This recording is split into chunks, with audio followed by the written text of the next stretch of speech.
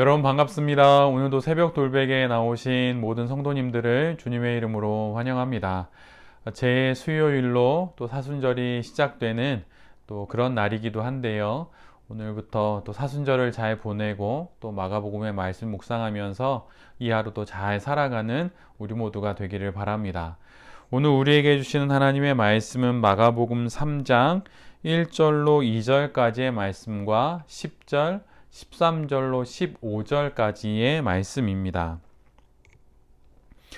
예수께서 다시 회당에 들어가셨다. 그런데 거기에 한쪽 손이 오그라든 사람이 있었다. 사람들은 예수를 고발하려고 예수가 안식일에 그 사람을 고쳐 주시는지를 보려고 예수를 지켜보고 있었다. 그가 많은 사람을 고쳐 주셨으므로 온갖 병으로 고통받는 사람들이 누구나 그에게 손을 대려고 밀려들었기 때문이다. 예수께서 산에 올라가셔서 원하시는 사람들을 부르시니 그들이 예수께로 나아왔다. 예수께서 12를 세우시고 그들을 또한 사도라고 이름하셨다. 이것은 예수께서 그들을 자기와 함께 있게 하시고 또 그들을 내보내어서 말씀을 전파하게 하시며 귀신을 쫓아내는 권능을 가지게 하시려는 것이었다. 아멘. 오늘은 마가복음 3장의 말씀을 갖고 이미 정해진 의도가 이제 보일 태도를 결정합니다. 이미 정해진 의도가 이제 보일 태도를 결정합니다. 라는 제목으로 함께 하나님 말씀을 나누도록 하겠습니다. 예수님께서 안식일에 다시 회당에 들어가십니다. 회당에 들어가니 한쪽에 한 손이 오그라든 사람이 있었고 그를 향해서 예수님께서 어떤 일을 하시는지 또 지켜보는 사람들의 무리가 있었습니다. 그들이 예수님을 지켜본 이유는 안식일에 예수님께서 그 사람을 고쳐 주시는지를 확인하여서 예수님을 고발하려는 그런 의도가 있었기 때문이지요. 예수님은 그들의 마음을 아셨지만 그 병자를 고쳐 주십니다. 그리고 이후에 예수님은 제자들과 함께 바닷가로 물러가십니다. 근데 그곳에 가셨지만 그곳에는 아주 많은 사람들이 예수님을 기다리고 있었습니다. 그들은 예수님이 가시는 곳마다 따라다녔는데 그 이유는 예수님께 병고침을 받고 싶은 마음이 있었기 때문이지요. 그리고 그 뒤에 예수님은 제자들과 따로 산에 올라가시는데 그 이유는 그들 중에서 12를 제자로 세우시기 위함입니다. 그러니까 사도로 세우기 위함이지요. 그래서 예수님과 함께하고 또 하나님의 말씀을 전파하고 귀신을 쫓아내는 권능을 갖게 하시려고 예수님은 사도들을 따로 뽑아서 그들과 함께 이제 복음전도 사역을 시작하시려고 그러한 의도로 제자들과 함께 산에 오르게 됩니다. 마가복음 3장에서는 이처럼 예수님을 둘러싼 이들인 바리새파 사람들의 의도와 또 예수님께 몰려드는 사람들의 의도, 그리고 예수님이 가지고 계신 제자들을 향한 의도, 이렇게 의도들이 연이어서 계속 기록이 됩니다. 그것이 하나의 주제처럼 묶여져 있는 것이지요. 바리새파 사람들은 예수님을 고발하려는 의도를 품습니다. 그리고 그들의 예수님을 향한 태도는 그 의도를 그대로 반영해서 매우 적대적인 모습을 드러내게 되지요. 예수님이 행하시는 모든 일들은 예수님이 메시아라는 증거와 예수님이 구원과 또 은혜를 베푸시기 위해 이 땅에 오셨다는 증거가 됩니다. 그런데 바리새파 사람들에게 있어서는 예수님이 행하시는 그 모든 일들은 고발을 위한 증거물로 취급이 됩니다. 의도를 갖고 예수님을 바라보니 예수님의 모든 것들이 자신들의 입장을 뒷받침해주는 단서로 사용되는 것이지요. 미리 입장을 정하니 모든 것이 이에 끼워 맞춰지는 것입니다. 바리새파 사람들이 또 율법학자들이 신학을 배우고 하나님의 말씀을 연구한 이유가 무엇입니까? 그것은 이 땅에 오시는 그리스도 메시아를 알아보기 위함이지요. 그리고 오신 그리스도를 맞이하기 위함입니다. 그런데 그들은 자신들이 가진 의도와 정한 입장으로 인해서 결국은 그들 앞에 오신 예수 그리스도를 알아보지 못합니다. 그리고 알아보지 못하는 것을 넘어서 자신들의 뜻에 방해물이 된다고 말하면서 예수님을 죽이려고 합니다. 예수님에게 고침을 받고자 한 이들도 그들의 의도를 따라 예수님을 바라보니 예수님을 메시아로 보기보다는 그저 병을 고쳐주는 능력 있는 선지자로만 그렇게 예수님을 바라보게 되지요. 의도를 갖고 보면 이처럼 예수님의 모습이 작아져 보이고 왜곡돼 보이고 또 하나님의 세계가 협소하게 보입니다. 나의 입장과 나의 견해로 하나님을 보면 우리는 이처럼 제한적으로만 하나님의 세계를 볼 뿐입니다. 의도라고 하는 한자는 뜻 의자의 그림 도자입니다. 말 그대로 뜻을 그려놓은 그림, 이렇게 말할 수 있겠지요.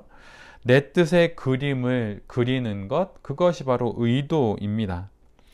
모든 이들은 뜻을 품을 수 있습니다. 왜냐하면 뜻을 정해야 그 뜻에 맞춰서 판단을 내리고 또한 그 판단을 근거로 삶을 살아갈 수 있기 때문이지요.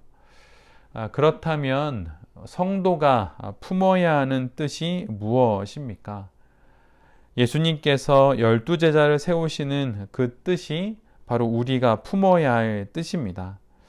예수님께서 12제자를 세우시는 그분의 뜻은 오늘 본문의 내용처럼 예수님과 동행하고 하나님의 말씀을 전파하고 권능을 갖고 행하기 위한 것입니다. 성도가 품어야 할 뜻, 성도가 가져야 할 의도는 바로 이런 것이죠. 이 의도가 우리 가운데 있을 때 우리의 태도는 결정이 됩니다. 사실 성도는 우리가 맞이하는 각 상황에 대한 태도를 그때그때 정하는 사람들이 아닙니다. 우리의 태도는 우리가 품은 의도로부터 나오는 것이지요. 그래서 사실 우리의 의도, 성도들이 품고 있는 어떤 뜻의 그림은 이미 정해져 있습니다.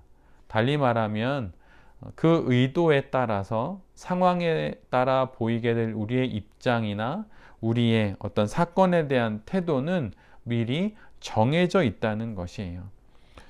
이미 뜻이 세워져 있기에 그 뜻에 우리의 태도를 맞추며 살아가는 것입니다. 우리의 의도가 바로 예수님과 동행하는 것이고 우리의 의도가 하나님의 말씀을 선포하는 것이고 또한 하나님의 그 능력을 힘입어서 이 땅의 삶을 살아가는 것이 우리 안의 의도이기 때문에 우리가 가지고 있는 이 의도를 그대로 밖으로 우리의 태도와 우리의 입장으로 드러내며 살아가는 것이 바로 성도의 삶이라고 하는 것입니다. 이 의도를 매일매일 다시 확인하는 것이 있는데 그것이 바로 말씀 묵상입니다. 내 안의 의도를 매일 확인하는 것이 말씀 묵상이고 그 의도를 따라 살아갈 힘을 얻는 것이 기도이지요. 그런 삶을 살아서 그 간증을 갖고 그렇게 다시 모이는 것이 바로 주일의 예배입니다. 매일의 삶 속에서 다양하게 벌어지는 사건과 사연들 속에서 성도는 어떤 입장과 어떤 태도를 보여야 할지 결정해야 합니다. 많은 요소들이 있고 때로는 많은 유혹들이 있고 여러 가지 기회와 선택들이 있지요.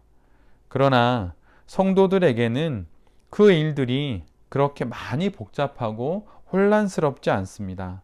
왜냐하면 이미 우리의 의도가 우리의 뜻의 그림이 그려져 있고 또 정해져 있기 때문이에요. 우리는 예수님과 동행한다. 우리는 하나님의 말씀을 선포한다. 우리는 하나님의 능력으로 이 땅의 삶을 살아간다 라고 하는 그런 의도, 원칙들이 정해져 있기에 그 원칙으로 우리의 삶에 다가오는 여러 사건과 여러 경우들을 그렇게 정해진 의도에 따라 입장을 표명하거나 어떤 태도를 취하는 것이죠. 예수님께서 우리에게 주신 바로 우리가 품어야 하는 의도가 바로 이런 것입니다. 그리고 이것에 맞춰서 태도와 입장, 또 선택과 결정을 해나가는 것이 바로 신앙, 인생이지요. 한번 생각해 보면 예수님만큼 매일매일 복잡하고 까다롭고 위협적인 경우와 일들, 사람들과 상황들을 만나신 분이 어디에 있겠습니까? 안식일에 또 금식에 또 치유하는 경우에 모든 걸 다 핑계 삼아서 어떻게든 고발하려고 하는 바리새파 사람들, 또 예수님으로부터 그냥 병만 낫고자 하는 마음으로 몰려드는 수많은 인파들, 또 12제자를 뽑았지만 그들 가운데도 예수님을 배반하고 팔아넘기고 부인하는 그러한 많은 사람들 사이에서 예수님은 정말 복잡하고 까다롭고 위협적인 경우들을 많이 겪으면서 이 땅의 삶을 사셨습니다. 그럼에도 불구하고 예수님은 한결같은 태도를 보이셨지요. 왜냐하면 예수님은 이미 의도가 정해진 인생을 사셨기 때문입니다. 우리도 이 삶을 살아야 합니다. 뜻의 그림이 이미 그려진 그런 인생을 살아가는 사람들이 바로 성도라고 하는 것이지요. 이미 이렇게 정해진 의도가 우리가 이제 보이게 될 태도를 결정하고 그 태도로 우리가 우리의 인생을 살아가는 것입니다. 그래서 아무리 복잡한 일이 찾아와도, 나를 너무 힘들게 하는 일이 찾아와도 이미 나는 의도를 결정했기 때문에 그 의도에 따라 차근차근 삶의 문제들을 풀어가며 삶을 살아가는 것입니다.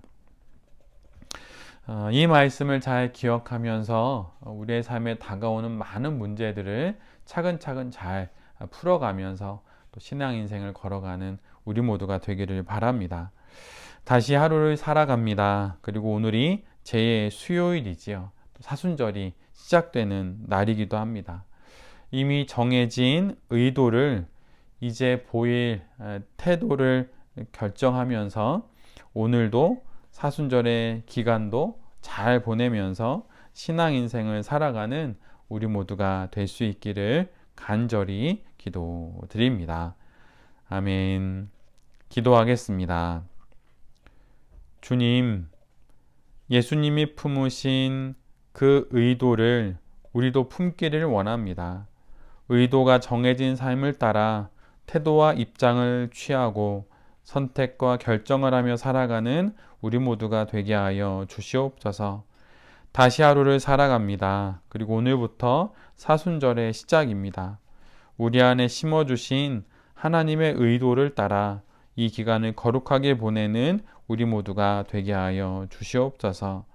예수님처럼 한결같은 흔들림 없는 하루를, 그 인생을 살아가는 우리 모두가 되게 하여 주시옵소서. 이 모든 말씀 예수 그리스도의 이름으로 기도드립니다. 아멘.